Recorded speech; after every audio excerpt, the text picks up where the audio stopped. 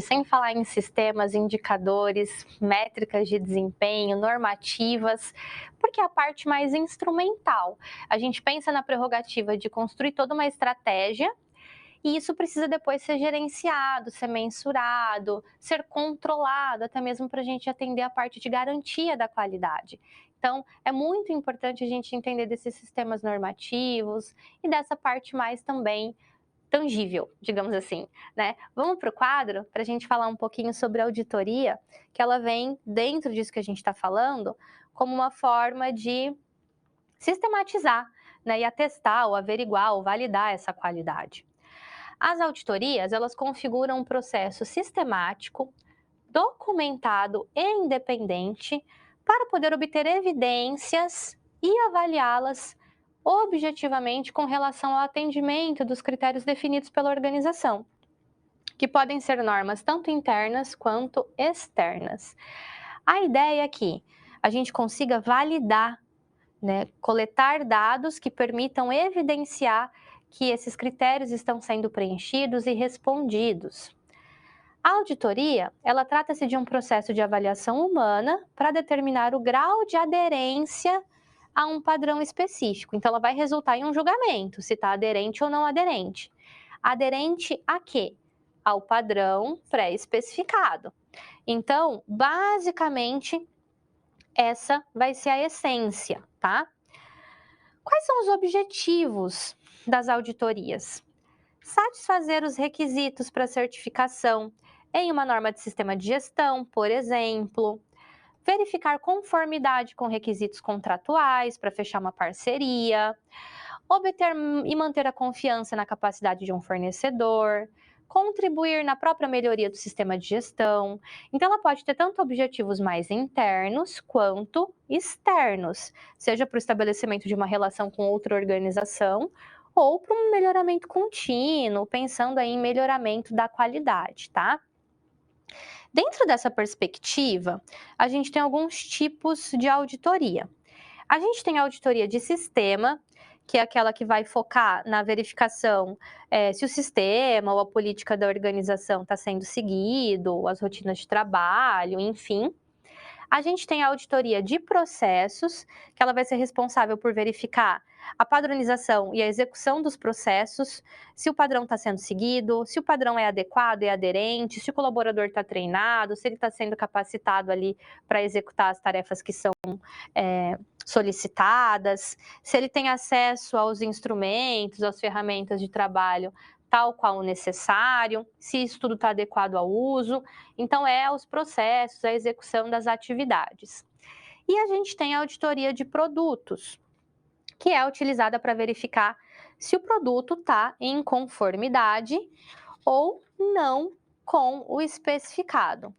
Um ponto importante aqui quando a gente fala em auditoria, e já também amarrando com a auditoria interna e externa, é o fato de perceber a auditoria como algo necessário para essa legitimação da qualidade. Por quê? Por mais que existam critérios que a gente transforma e traduz em padrões, que a gente pode verificar se está conforme ou não conforme, quando a gente vai externar ou apresentar isso ou avaliar a qualidade de outro, acaba indo para o cunho subjetivo, né? Então, vamos pensar aqui nessa importância, quando a gente falou ali nos objetivos da auditoria, quando você vai, por exemplo, obter uma certificação. A unidade certificadora, ela quer verificar se você de fato atende a esses requisitos que ela espera. Então, ela vai coletar evidências e ela vai fazer essa comparação, se está inconforme ou não ao especificado. Quando você vai, por exemplo, não sei se você já viu ou já acessou algum documento público de alguma organização, por exemplo, que oferece ações, que tem lá no relatório dela auditado por empresa tal, essas informações foram auditadas. Quando a gente tem essa informação, que esse documento, esses dados foram auditados, a primeira coisa que a gente tem é uma sensação de confiabilidade. Porque a empresa poderia falar, não, meus lucros foram ótimos, mas dizer que foi auditado quer dizer que outra empresa foi lá, avaliou, coletou dados e legitimou que sim, procede com a verdade isso que essa organização está divulgando. Então percebam que dá mais confiabilidade passar por essas auditorias, porque elas vão lá avaliar todo o processo, verificar, diagnosticar, fazer o comparativo. Então, por isso que é importante, até mesmo para a gente conseguir, não só nesse estabelecimento de parcerias, mas também na prerrogativa de melhoramento contínuo, para a gente até identificar esses pontos que precisam ser melhorados. Às vezes é na auditoria que você vê que um processo não está sendo seguido tal qual deveria. E por que ele tem que auditoria interna e externa? Porque quando é interna, quer dizer que o grupo que vai auditar ali, ou seja, os auditores, eles são, eles acontecem ali dentro da própria empresa. São os próprios colaboradores, enfim. E o externo é quando é uma empresa externa que vem auditar. Qual que é a diferença? Em qual que a gente usa? É meio que lógico. Se você vai fazer uma auditoria para você mesmo enquanto empresa, no sentido de um melhoramento da qualidade, uma melhoria contínua, pode ser um grupo de trabalho interno para fazer essa validação. Agora, se você está buscando uma certificação ou uma validação de um documento perante uma cadeia de stakeholders, é importante que seja uma organização externa, porque senão pode ser tendencioso, você mesmo auditando que você tem qualidade, né? Então é importante esse olhar externo porque ele traz mais confiabilidade para o processo, tá? Voltando aqui, a ISO, trazendo a ISO aqui nesse momento, ela cabe bem porque a gente falou também que a auditoria serve para obter certificação, né? E o que seria essa certificação de uma empresa que vem ali para validar padrões, né? A ISO é um exemplo, ela é uma organização não governamental e internacional que visa a padronização. Aqui eu quero fazer um parênteses com você, porque a gente já estudou padronização, e aí muitas vezes a gente vê, a empresa tem a ISO 9000 e tal, porque a 9000 que versa ali sobre a qualidade, a gente entende que aquela empresa tem qualidade. Porque o que quer dizer? Que a ISO, enquanto normativa, foi lá e verificou que a empresa atua perante os seus padrões, conseguiu legitimar isso e validou isso, falando, ó, é verdade, ela age perante os meus padrões. Isso quer dizer que as outras empresas que não têm ISO, não têm padrão de qualidade? Não, isso não quer dizer isso, porque ela é voluntária. As empresas, elas buscam uma certificação ISO se quiserem.